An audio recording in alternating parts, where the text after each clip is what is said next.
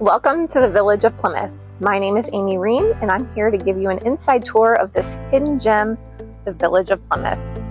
We are going to go through the history of how Plymouth was founded. We're going to speak to some of the locals who run shops, the museum, the gym. We're going to talk to all kinds of folks who love this community, who are invested in revitalizing it, and I'm going to share with you why you should be interested in Plymouth and why you might want to invest in this cute little village. Hi everyone, Amy Rehm here. I'm here with Susan Moore, and she's the trustee of the Plymouth Area Museum, and she's here to share a little bit about this wonderful place. We are very fortunate for a small town to have a museum like this. The building is housed in what used to be the Village Hardware Store for many years. Plymouth's only major industry was the Fate Root Heath Company, which started as the J.D. Fate Company. And we actually have an interesting little bit of trivia. The very first Plymouth automobile was built right here in Plymouth, Ohio. This is a picture of it right here. It was the only one that was built. And it was taken on a trip to Atlantic City, New Jersey. It took about a week and a half for them to get there. The car broke down and they disassembled it, brought the pieces back on a flatbed on a train, and the pieces were used to manufacture Plymouth Motor trucks, which the company had built quite a number of. Later, we began manufacturing locomotives. We built anything from a 3-ton locomotive up to a 120-ton diesel. But we also manufactured the Silver King tractor, which has become something of a collector's item. The Silver King was built from the 1930s up until the mid-50s. We built over 6,500 Silver King tractors. And there is actually a Silver King Collectors Club who come to Plymouth every year for a festival, if you will, for a couple of days. And they do a big exhibit down in our park. We do have a military veterans room, which is quite extensive. We have a ton of Plymouth High School memorabilia, and people love that when they come here. We also are going to incorporate a police and fire exhibit as well, and that'll be on the second floor. We also have our library upstairs, and it's a research library.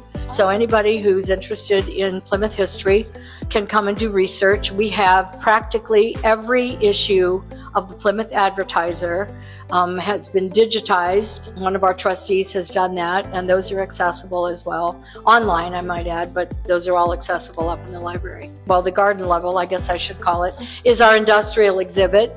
We have a couple of small Plymouth mining locomotives. We have a Silver King tractor. We have some artifacts from historic Plymouth businesses, some cash registers, some old safes, a picture exhibit, and we also have a model of the old traffic dummy that used to stand in the middle of the square, which was sort of iconic. I'm really sorry we don't have it anymore, but the state of Ohio deemed it a hazard, so we had to pull that out and hang traffic lights like everybody else does.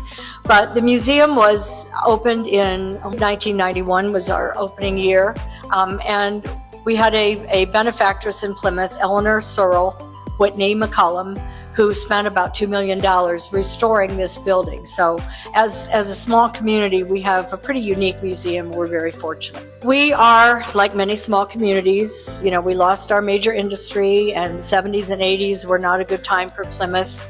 We have a very active organization called the Plymouth Improvement Committee, which comprises only about 6 individuals, but we have incorporated events that have brought people out that are showcasing Plymouth. Probably our signature event now is our Christmas in the Village event. Are you familiar with that, Amy? We draw anywhere from 6,000 to 8,000 people over a 2-day period. That's coming up in December 6th and 7th. But we do fundraisers throughout the year. We had a series of farmers markets this summer, which were very, very successful.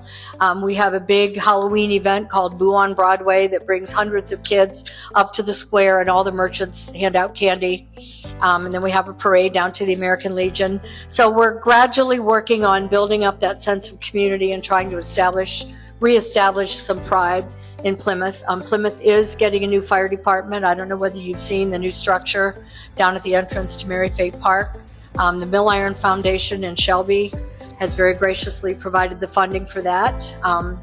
Our railroad bridge is being repaired next year, which will be huge for the village. We are working very hard to try to revitalize the community. We invite anyone to come and tour our museum. Unfortunately, throughout the winter months, we don't have regular hours, but we open by appointment. If anyone's interested, you can email us at pahsohio.org and we will respond and we can set up appointments. We're open in the summer from Memorial Day through Labor Day every Saturday. Yep. All right, awesome. Well, thank you so much for taking the time and for sharing all this wonderful historical information, and looking forward to spending more time here in Plymouth and seeing all the wonderful things that are being kind of revitalized here. So, well, thank you. Hi, I'm here with Village Roots owner Katie, and she's going to share with us a little bit about this cute little shop here in Plymouth. Hi guys, I'm Katie Velatine. My husband Jason and I own this small shop, and we are an event style shopping experience here at Village Roots. We're open only twice a month, and every month we have different products, we have different floor sets, different vignettes, but the coolest thing about our business is that we work with over 80 small businesses right here from Ohio. So anything you see in here, from the home decor to the seasonal products to the specialty foods, it's all made right here in Ohio. So we showcase the best, and we just like to give our customers a different experience when they walk in. It's not a booth style shopping experience, but you come in and it's more of a curated gift shop experience.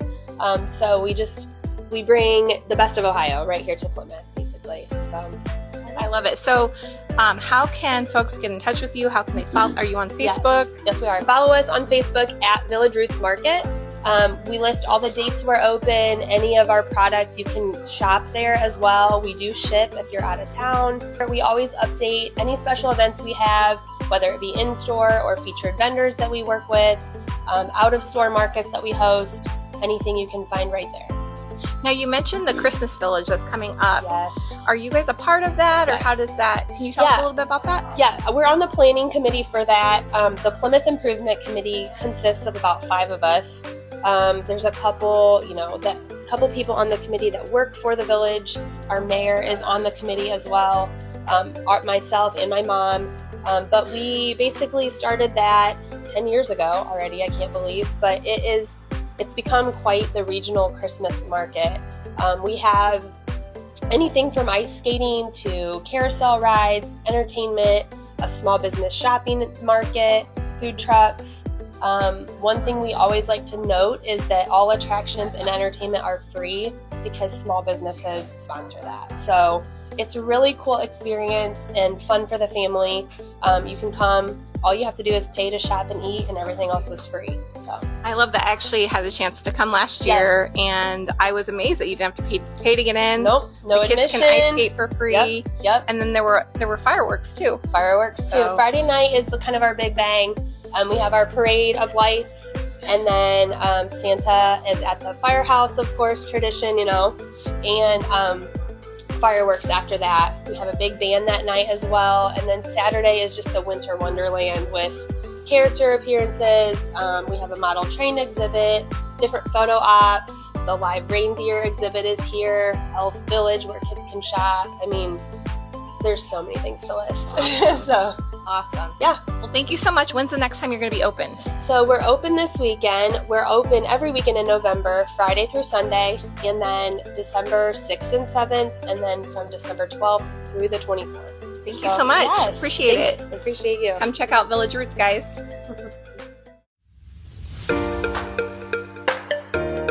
Bruce Tanner, the owner of Levels Gym, shared with me his passion for Plymouth and his desire to invest in the revitalization of this community. Bruce is offering $100 off the annual gym membership now through mid-January. Bruce has also been busy restoring an old house and transforming it into the town's local coffee house. Everyone I spoke with has been excited about this project. And I'm here with my childhood friend, Steve Bolin. We actually went to elementary school together, and he's here today with me to discuss why he loves Plymouth, about his business here in Plymouth, and what's to come for the future of Plymouth. Yeah, like I said, I've been here 42 years now. I've been here in Plymouth. It's a great little village. The people are really, they're knitted here in town. I have my own auctioneering business here in town. This is Steve Bolin Auctioneering. And I'm really a big history buff. So Plymouth has a lot of history, starting with the Fate Ruth Heath Company And then also this over the time, they made the Plymouth tractor, the first Plymouth car, and also the first steam engine here in town. So it's a lot of rich history. I'm also part of the Historical Society here in town. So there's just a lot of stuff here in this little village that people would not even imagine has happened in this town over the years. We have a new coffee shop going in there on the corner. So there's a lot of businesses starting to come to Plymouth, which is great, So we'd like to have more come into town. And Plymouth is kind of located in that position where we can go, 20 minutes you can be to Mansfield, or 25 or 30 you can go to Norwalk, Sandusky area. It's the atmosphere of the community itself.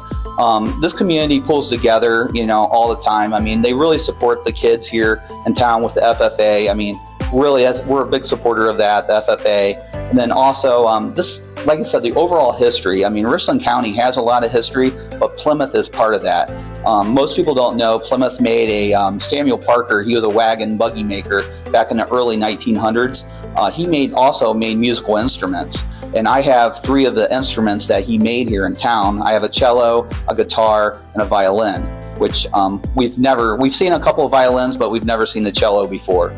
So it's just an interesting part of history that people didn't know that, hey, we had a buggy maker here in town at one time. So it's just this interesting piece of history for Plymouth. That's really neat. I love that. A lot of it, like I said, the downtown area is just really historic for us, and there's a lot of history there. And we have a lot of people here in town that really care a lot about the history of Plymouth. I mean, the Plymouth Trustee Board here for the Historical Society, they do an outstanding job promoting the history of Plymouth. And if people, if you've never been to the Plymouth Museum, that is definitely something you need to make a trip to, because it's very fascinating on the inside. Definitely. I had the privilege of going through it, and lots of just amazing pieces in there, but just the history is so rich. So yes, they've done some updates to the Plymouth Mary Fate Park area down there, so that's huge for the kids. When I went down there, actually, I was surprised that there were still some of the original playground equipment. Yeah, that one that goes around and around, merry-go-round. That was my favorite thing to play on when I was a kid, was the merry-go-round. Yeah. That one was my favorite. Any of the spinny things, those are my favorites. Thank you so much. It was such a pleasure to get to see you again and kind of go down history lane. And thank you for contributing to this awesome video that we have about the wonderful village of Plymouth.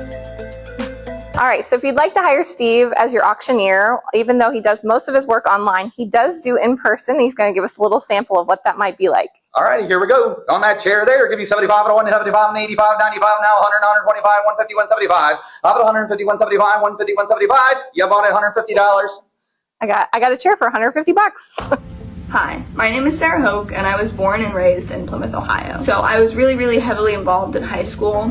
I was on a bunch of the different sports teams and a lot of different clubs, and I was really involved in FFA.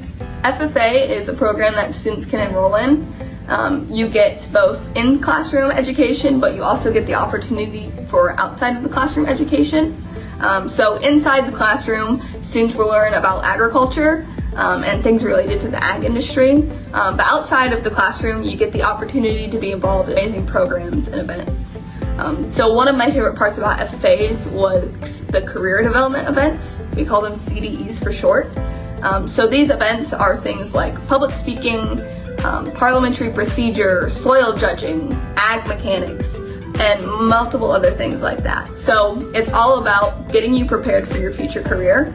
I would not be the same person I am today without these events and the support of our FFA chapter, which is something that is truly unique to Plymouth because we have a really great program. Growing up in Plymouth was truly a unique experience, and I absolutely loved it. In 2014, my mom actually opened a salon at the square in Plymouth. It was really fun to watch her go through that process of being a small business owner, but also the uniqueness of opening one in Plymouth. The downtown square in Plymouth is absolutely gorgeous, and all the old Victorian buildings and just the atmosphere downtown is just one of my favorite parts about Plymouth. Some of my most fond memories of Plymouth are just really going through the experience of living in a small town and building that sense of community. I am a junior here at Ohio State University, majoring in sustainable agriculture with a minor in agribusiness. I plan to attend law school and become an attorney, specializing in agricultural law.